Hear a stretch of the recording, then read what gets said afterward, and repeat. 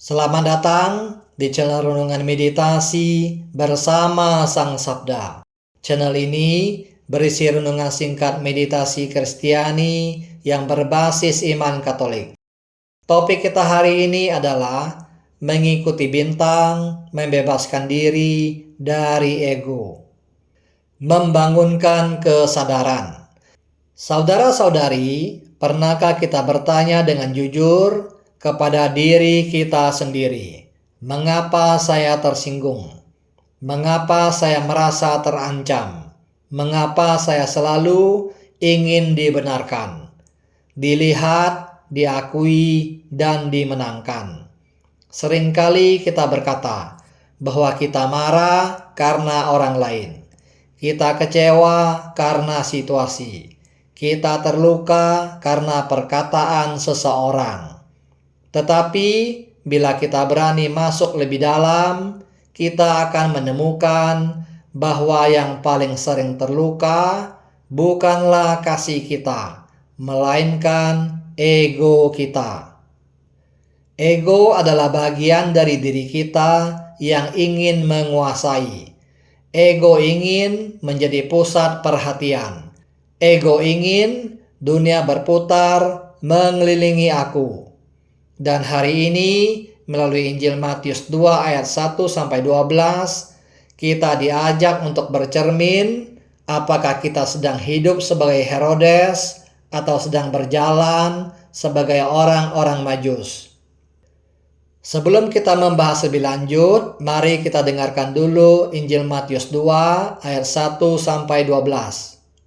Sesudah Yesus dilahirkan di Betlehem di tanah Yudea pada zaman Raja Herodes, datanglah orang-orang Majus dari timur ke Yerusalem dan bertanya-tanya, di manakah dia, raja orang Yahudi yang baru dilahirkan itu?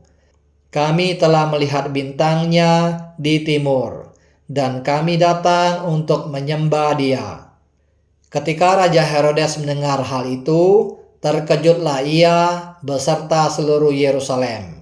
Maka dikumpulkannya semua imam kepala dan ahli Taurat bangsa Yahudi. Lalu dimintanya keterangan dari mereka, di mana Mesias akan dilahirkan. Mereka berkata kepadanya, di Betlehem di tanah Yudea, karena demikianlah ada tertulis dalam kitab Nabi. Dan engkau Betlehem, tanah Yehuda, engkau sekali-kali bukanlah yang terkecil di antara mereka yang memerintah Yehuda. Karena daripada mula akan bangkit seorang pemimpin yang akan mengembalakan umatku Israel. Lalu dengan diam-diam Herodes memanggil orang-orang Majus itu dan dengan teliti bertanya kepada mereka, bila mana bintang itu nampak.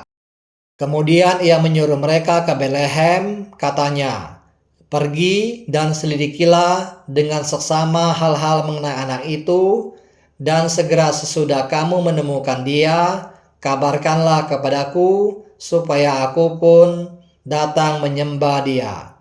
Setelah mendengar kata-kata raja itu, berangkatlah mereka, dan lihatlah bintang yang mereka lihat di timur itu mendahului mereka, hingga tiba dan berhenti di atas tempat di mana anak itu berada. Ketika mereka melihat bintang itu, sangat bersukacitalah mereka.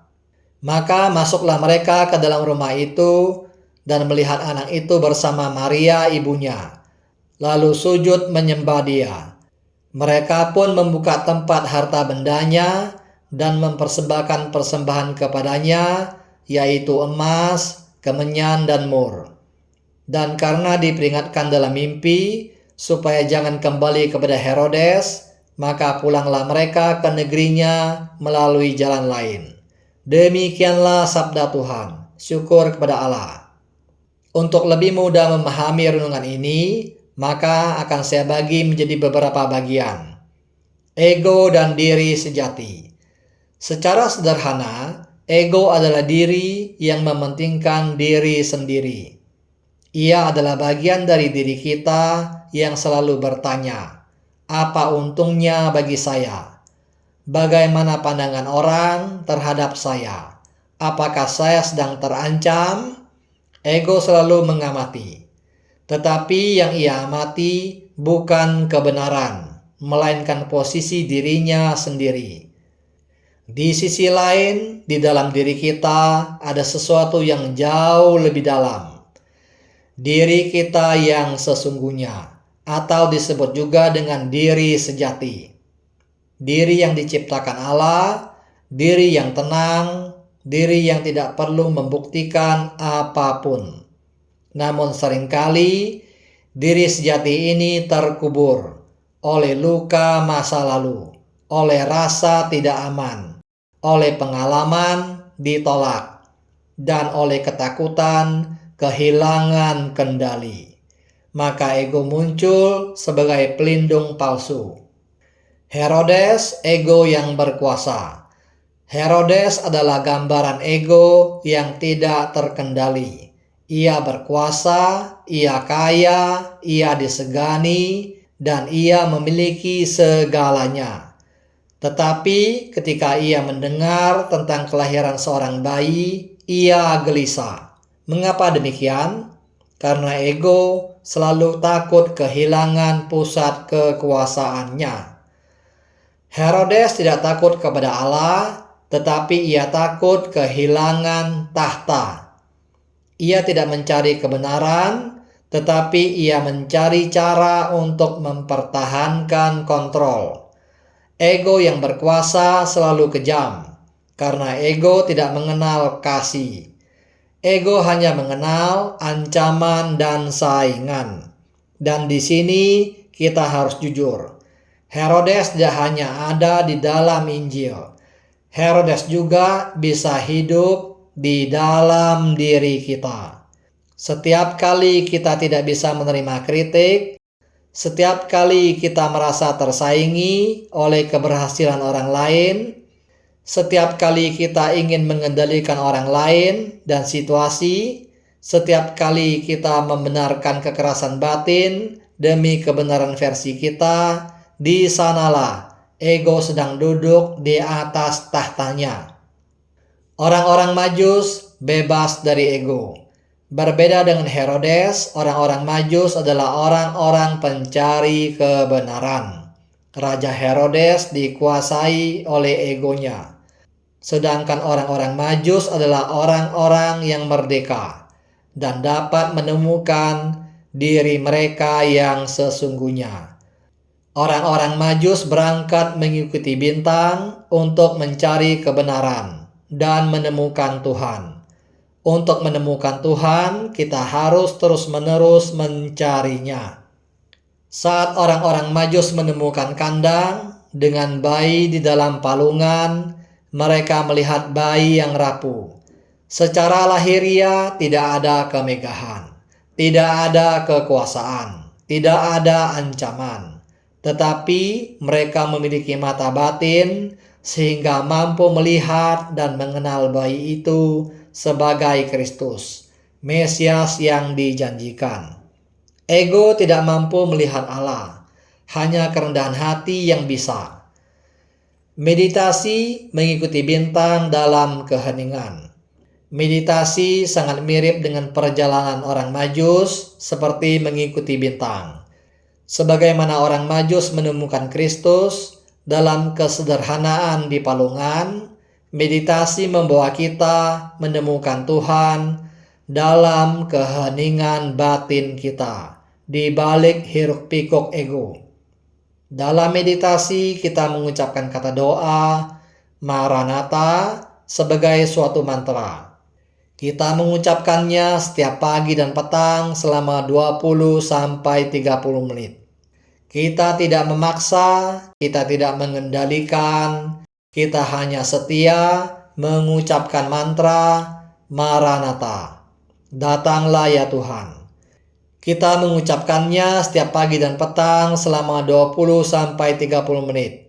Dengan kesetiaan yang sederhana. Kelihatannya mudah, tetapi justru disitulah ego mulai gelisah. Ego tidak suka diam. Ego ingin berbicara. Ego ingin menilai. ego ingin berhasil. Kadang mantra hilang dalam pelanturan, seperti bintang yang tertutup awan. Namun disinilah latihan untuk menemukan diri sejati dimulai. Sebagai seorang meditator, kita terus berusaha untuk terus-menerus memusatkan dan mengarahkan perhatian pada mantra. Ini membutuhkan kesabaran dan ketekunan. Hal ini penting supaya kita tidak mudah kecewa dan kemudian merasa gagal. Buah meditasi, kita mulai menyadari gerak-gerik ego kita. Tetapi bila kita tidak berhenti bermeditasi, lama-kelamaan seringkali tanpa kita sadari bahwa sesuatu telah terjadi dalam kehidupan kita. Ada sesuatu yang berubah. Keheningan mengizinkan Tuhan berkarya, mengubah kita, bukan semata-mata usaha kita menekankan ego. Perubahan itu mungkin nampak sederhana. Kita berangsur-angsur menjadi lebih sabar pada saat kita mengalami kejadian-kejadian yang menjengkelkan dalam kehidupan ini. Yang dulu mudah marah, meledak-ledak, kini lebih cepat kita sadari ketika reaksi kita berlebihan.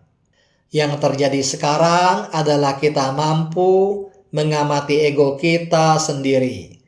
Dan dari kesadaran itu, kita dapat memilih apakah ego kita akan berkuasa atau diri kita yang sesungguhnya yang akan berkuasa.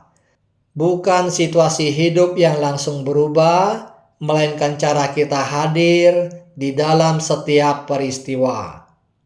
Disinilah sebuah kebebasan baru mulai tumbuh. Untuk pertama kalinya, kita tidak lagi sepenuhnya dikendalikan oleh ego. Kita memiliki jarak batin. Kita memiliki kesadaran.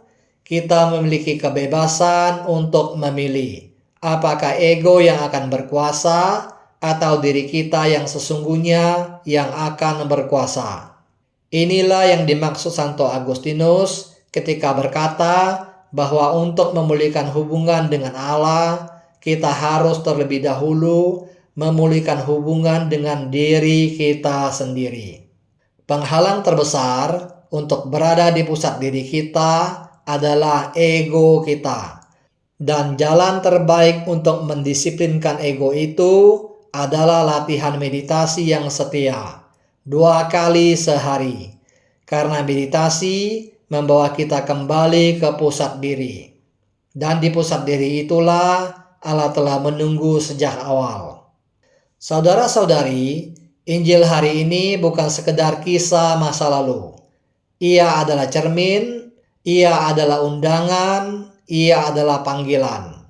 Apakah saya sedang mempertahankan tahta ego saya atau saya sedang berjalan mengikuti bintang Tuhan? Herodes akhirnya tenggelam dalam ketakutannya. Orang-orang Majus pulang dengan sukacita. Dan Injil berkata mereka pulang melalui jalan lain. Meditasi juga membawa kita pulang melalui jalan yang lain. Jalan keheningan, jalan kerendahan hati, dan jalan kebebasan sejati. Sekarang mari kita masuk ke dalam doa hening. Duduklah diam dengan punggung tegak. Duduk santai tetapi sadar penuh.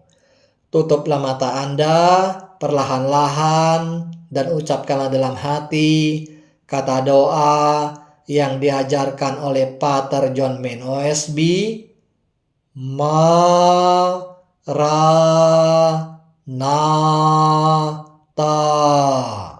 Datanglah ya Tuhan. Ucapkanlah kata doa ini dalam 4 suku kata dengan tekanan yang sama. Dengarkan kata doa itu saat Anda mengucapkannya perlahan-lahan dalam batin Anda. Jangan memikirkan atau membayangkan sesuatu yang bersifat rohani maupun yang lain. Bila muncul pikiran dan imajinasi, selama bermeditasi, janganlah Anda tanggapi. Biarkanlah semuanya berlalu. Jika Anda menyadari bahwa Anda telah melantur, kembalilah dengan rendah hati ke kata doa Anda. Dengan iman dan kasih, ucapkanlah kata doa Anda secara terus-menerus dari awal sampai akhir meditasi Anda. Bermeditasilah setiap pagi dan petang selama 20 sampai 30 menit. Bila Anda suka dengan video ini, silakan like, share, dan subscribe. Terima kasih.